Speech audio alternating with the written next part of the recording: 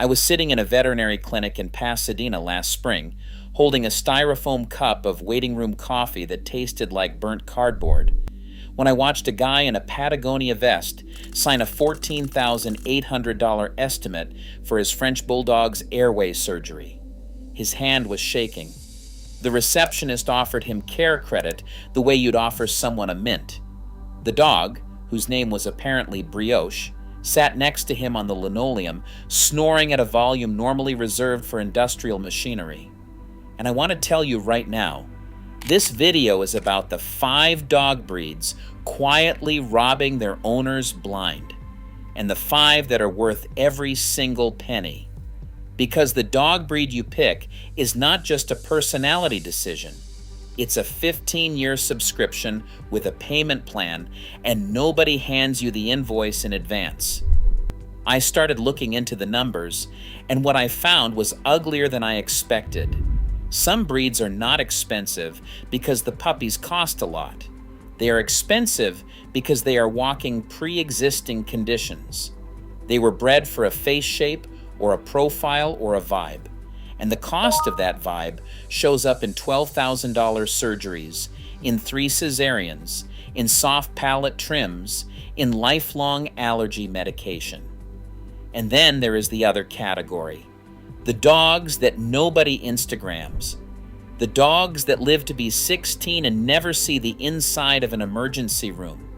The ones that, if you actually run the math, are not just cheaper. They are essentially free. So here are the 5 breeds quietly robbing their owners blind, and the 5 that are worth every single penny. Starting with the worst offenders. Robber number 1 is the French Bulldog. Yes, I'm starting with the dog you've been seeing on TikTok with the bow tie. According to the American Kennel Club, the French Bulldog became the most registered breed in the United States in 2022, dethroning the Labrador for the first time in 3 decades. The average puppy now costs between $3,500 and $10,000, depending on whether the breeder calls themselves ethical or exotic. That's the cheap part. The expensive part is what happens after you bring him home. French Bulldogs are brachycephalic, which is the polite veterinary term for we bred this dog to not be able to breathe correctly. Roughly 40% of them will need what is called BOAS surgery, brachycephalic obstructive airway syndrome surgery, which corrects the airway by trimming the soft palate and widening the nostrils. That surgery runs between $4,000 and $6,000 at most specialty clinics. If your Frenchie also has intervertebral disc disease, which is shockingly common because their spines look like a slinky that got stepped on, you are looking at another $4,000 to $10,000 for the disc surgery. A Royal Veterinary College study published in 2023 found French Bulldogs were significantly more likely than other dogs to suffer from 20 separate health conditions. 20, not 3, 20. They also can't reproduce naturally most of the time. Nearly every litter requires artificial insemination and a C-section, which means even the breeders are losing money on the dogs that look the most like their Instagram photos.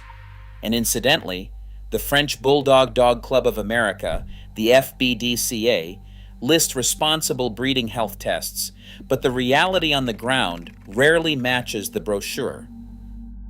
Robber number 2 is the English Bulldog.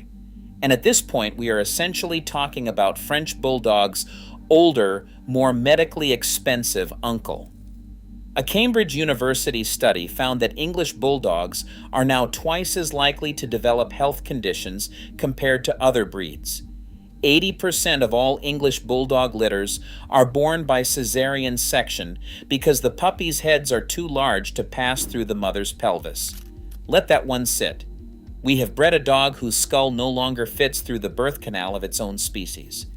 Cherry eye surgery, which is exactly as fun as it sounds, runs $300 to $1,500 per eye. Hip dysplasia is essentially guaranteed, and the Orthopedic Foundation for Animals database shows English Bulldogs consistently rank among the highest of any breed for hip dysplasia prevalence. The average English Bulldog lives 8 to 10 years, which is a polite way of saying you're committing to a dog whose retirement plan is the emergency room. Veterinary insurance company Embrace ranked the English Bulldog among the top 3 most expensive breeds to insure in the country, and companies like Trepanian and Nationwide tell a similar story. Monthly premiums for English Bulldogs can run higher than what most people pay for their actual health insurance copay. Robber number 3 is the Cane Corso, the Italian Mastiff that's become the new I'm a serious adult purchase for guys who used to drive lifted trucks. Puppies run $2,000 to $5,000, sometimes more, from breeders who slap the word Sicilian into their kennel name. The problem isn't the sticker price. It's that you've bought 110 pounds of muscle attached to a list of expensive medical conditions. Cane Corsos are at high risk for gastric dilatation volvulus, which is bloat with a twist. Literally. The stomach flips.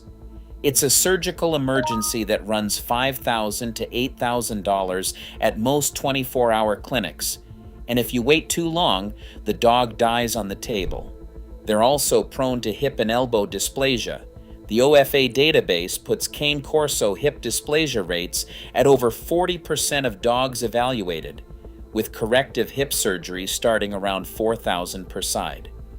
Dilated cardiomyopathy shows up in this breed more often than the average, which means cardiac workups, echocardiograms, and lifelong heart medication. And then there's the insurance problem nobody talks about. Some homeowners' policies refuse to cover Cane Corsos at all. Others charge a separate liability rider that can add $400 a year to your premium. That's before the dog has done anything. Robber number 4 is the Tibetan Mastiff, and this one is mostly a math problem. A single Tibetan Mastiff puppy sold in China for $1.95 million in 2014, which set off a brief but spectacular speculation bubble. The market collapsed. The dogs did not. They still exist, and they still cost between $1,500 and $5,000 from American breeders. A full-grown Tibetan Mastiff puts away 4 to 6 cups of premium kibble a day, which adds up to roughly $1,500 in food annually before you have even considered treats. They're double coat sheds in seasonal hurricanes that require professional grooming. They are prone to hip dysplasia, elbow dysplasia, and hypothyroidism, which is a fun trifecta because the medication for the thyroid is for life. The Canine Health Information Center, CHIC, requires thyroid testing as part of any responsible Tibetan Mastiff breeding protocol, which tells you everything you need to know about how common the problem is. They were also bred to live at 13,000 feet of elevation in sub-zero weather, which means owning one in Phoenix is essentially a form of animal-shaped air conditioning. Robber number 5 is the one that genuinely upsets me because the dog has done nothing wrong. The Cavalier King Charles Spaniel is the most heartbreaking entry on this list. They cost around $1,800 to $3,500 from a reputable breeder. They are also statistically one of the most medically compromised purebred dogs in existence. Over half of all Cavaliers will develop mitral valve disease by the age of 5. By age 10, that number climbs to roughly 90%. Mitral valve disease is the leading cause of death in the breed, and managing it requires lifelong cardiac medication that can run $300 to $600 a month. A financial reality the Cavalier King Charles Spaniel Club of America acknowledges in its own health guidance. Trepanian and Embrace both rate Cavaliers among the most expensive breeds to insure for cardiac conditions specifically. On top of that, a significant portion of Cavaliers suffer from syringomyelia, which is a condition where the dog's skull is too small to comfortably contain its own brain. Yes, we bred a dog whose head is the wrong size for its head. Pain medication, MRIs that run $2,000 to $3,000, and sometimes neurological surgery are all on the table. The lifetime cost of a single Cavalier with both conditions can exceed $40,000 in veterinary care alone. Now here's where I want you to stop for a second. You're watching this video, probably with a phone in your hand, maybe with a dog asleep on the couch next to you. And I know what's happening in your head right now. You're either thinking, thank God mine isn't on this list, or you're thinking about the puppy you almost bought last month, the one with the smushed face and the wrinkles, the one your partner kept showing you on Instagram. I am not going to tell you what to do with this information. I'm not your accountant. But I will tell you what the guy in the Patagonia vest told me after he signed the estimate, after the receptionist took the form back, after he sat down next to Brioche on the floor and put his hand on the dog's head. He looked at me and said, "I just thought he was cute." Cute is not free. Cute has a price tag, and most of the time, the breeder doesn't print it on the receipt. So let's talk about the dogs that don't do this to you. Stealth Wealth dog number 1 is the rescue mutt. I know that's not technically a breed, but stay with me. A 2013 study from the University of California, Davis looked at almost 28,000 dogs and found that mixed breed dogs were significantly less likely to have 10 out of 24 genetic disorders compared to purebreds. Hybrid vigor is the technical term. The unscientific term is that nobody bred them for a face shape, so they came out structurally normal. An average shelter adoption fee runs between $100 and $400, and that fee usually already includes spay or neuter, initial vaccinations, microchipping, and a basic health check. A purebred Frenchie's first vet visit costs more than that. The rescue mutt's whole intake does. Average lifespan for a medium-sized mixed breed lands between 13 and 16 years, with significantly lower lifetime veterinary costs than almost any of the breeds in the first half of this video. Stealth Wealth dog number 2 is the Australian cattle dog. There's a reason I'm putting these guys in front of the border collie. An Australian cattle dog named Bluey, who lived in Rochester, Victoria, holds the Guinness World Record for the oldest verified dog ever. Bluey lived to be 29 years and 5 months old. 29. He worked cattle into his late 20s and died in 1939, and the record has never been beaten. Modern cattle dogs routinely live 15 to 17 years on standard middle-class care. They have remarkably low rates of hip dysplasia for a working breed. The OFA database confirms Australian cattle dogs consistently outperform most medium breeds on orthopedic screening, no brachycephalic issues whatsoever, and they don't carry the cardiac time bombs that haunt the show breeds.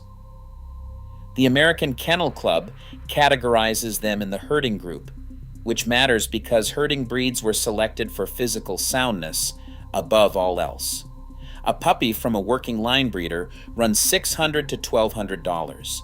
Their lifetime vet cost is roughly a third of what a Cavalier King Charles Spaniel will run you, and they will herd your children into the kitchen at dinner time as a free bonus service. Stealth Wealth dog number 3 is the beagle.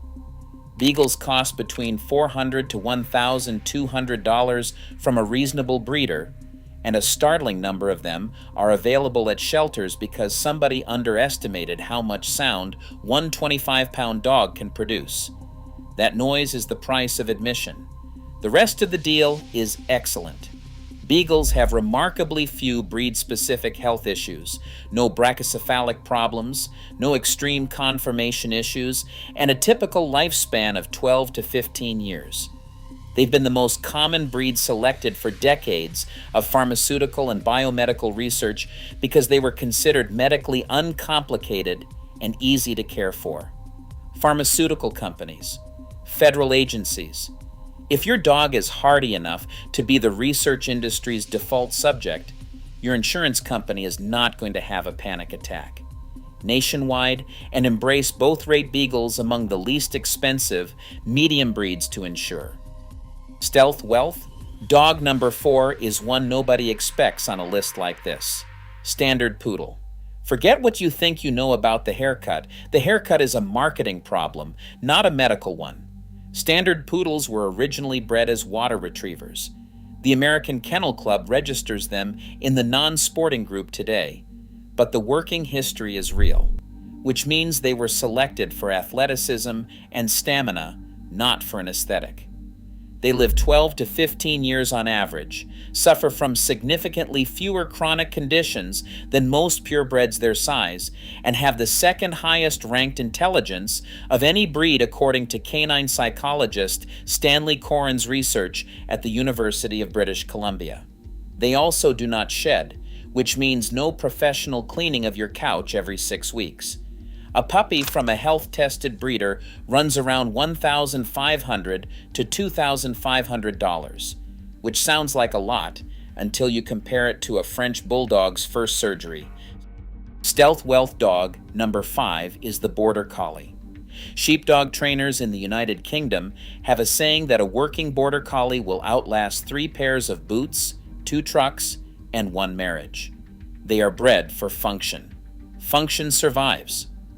Border Collies routinely live 13 to 17 years, have low rates of hip dysplasia compared to other working breeds, a fact reflected in OFA certification rates for the breed, and almost never present with the cardiac and respiratory conditions that bankrupt owners of show breeds. According to a UK Kennel Club longevity survey, Border Collies consistently rank among the longest-lived medium to large breeds in the country. The catch is that they need a job. If you do not give them one, they will assign themselves one, and you will not like what they choose. The math on a Border Collie over 15 years, including food, basic veterinary care, and the occasional sheep, is dramatically lower than almost any breed I have mentioned in the first half of this script. I keep thinking about the guy in the Patagonia vest. I never got his name. I don't know what happened to Brioche. I hope the surgery worked. I hope the dog snored his way through another decade. But I think about that $14,800 receipt every time I scroll past a Frenchie in a sweater. Every time I see a Cavalier on a leash in a park. Every time someone tells me they're thinking of buying a puppy because they saw one in a coffee shop. The receipt doesn't come with the puppy. The receipt comes later. And the dogs that don't hand you that receipt are sleeping at shelters tonight, 2 miles from your house, waiting for somebody to do the math.